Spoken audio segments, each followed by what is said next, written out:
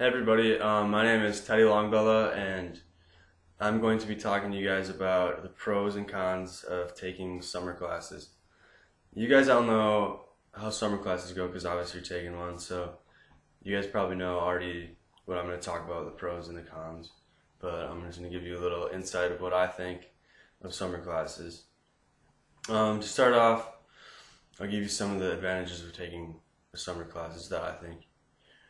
For one, you take more credits, you get them out of the way in the summer, and you have the potential to graduate early, which is pretty cool. I mean, if you really want to graduate early, I'm probably going to graduate in around 5 years, so I mean, I'm in no hurry, and I'm taking this summer class because I couldn't get into it during the school year, so it was a perfect opportunity for me to take it during the summer and get it out of the way with.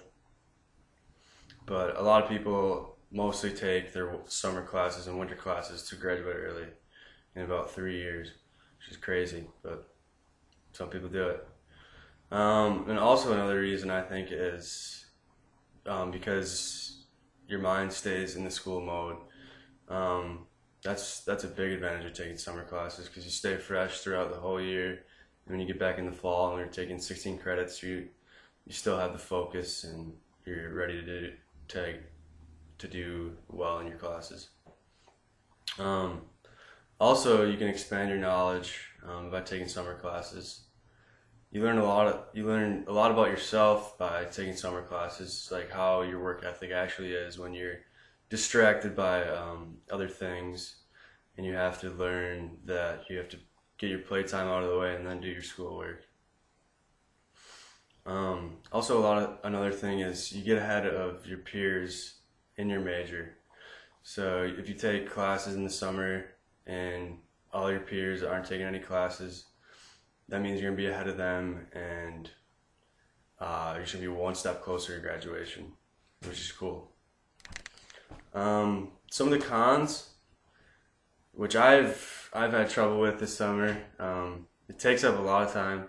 It's a lot more work than you actually think, especially when you're busy working all the time.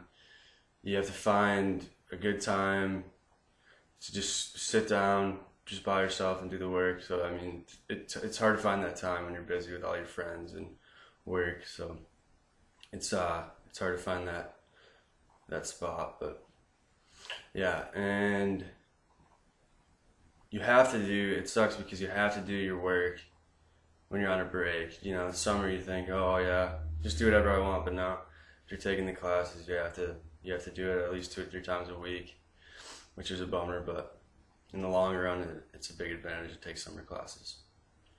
And also, you have the potential to fail basically, because I mean, sometimes you can be in school mode, but most people aren't in school mode. They want to go out on the lake or hang out with their buddies and do whatever, but they got that class waiting for them back at home. So a lot of the times what happens is people forget to do their homework and end up getting a bad grade, which is too bad.